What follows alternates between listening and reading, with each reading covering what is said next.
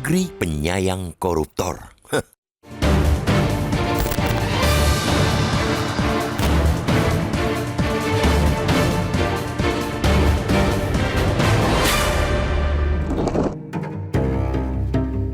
Sulit dibantah, perang melawan korupsi di negeri ini seperti basa-basi.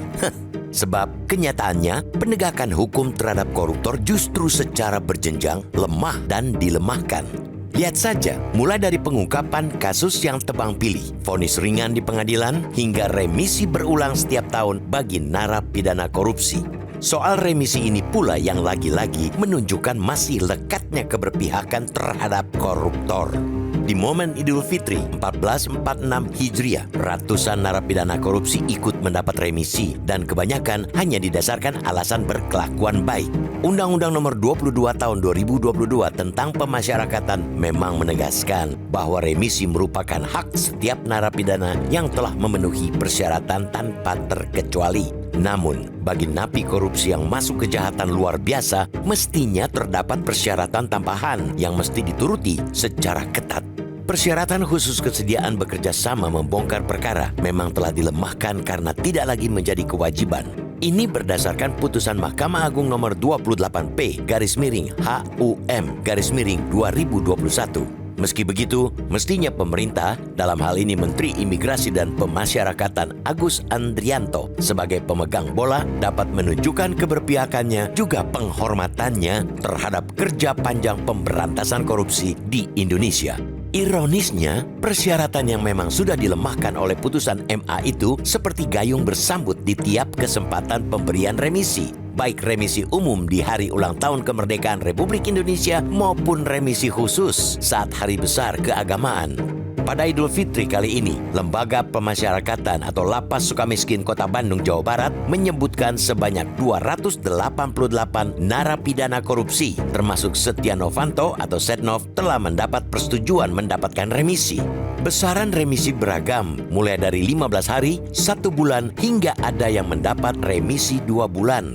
Untuk Setnov, yang merupakan koruptor kasus EKTP, ini merupakan remisi keempat. Pada Idul Fitri 2023 dan 2024, ia mendapat potongan masing-masing 30 hari. Padahal, pada hari ulang tahun ke-78 Republik Indonesia, mantan Ketua DPR ini sudah mendapat remisi 3 bulan. Sementara itu, negara juga belum mengungkapkan soal pelunasan uang pengganti oleh Setnov.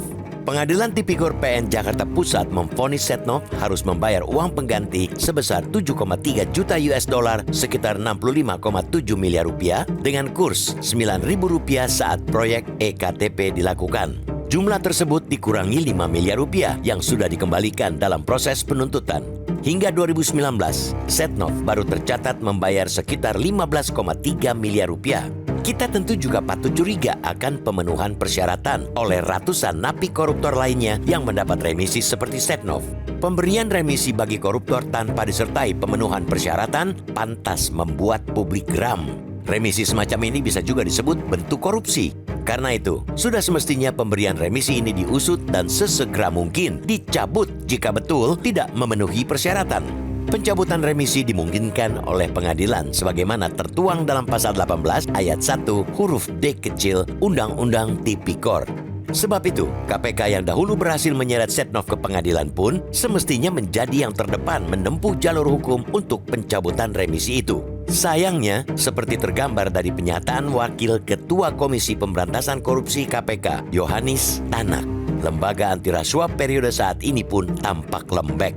Yohanes justru mempersempit kemampuan KPK dengan menyatakan lembaga itu hanya memiliki kewenangan menyidik, menuntut, dan mengeksekusi kasus. Ini tentu sebuah petaka saat seluruh garda-garda terpenting pemberantasan korupsi kompak lembek terhadap koruptor. Tidak mengherankan, alih-alih turun, jumlah kasus korupsi terus tinggi dan indikator risikonya pun memburuk. Dengan kata lain, korupsi makin subur di negara ini bukan hanya karena kejahatan para pelaku. Itu karena negara memang melayani para koruptor.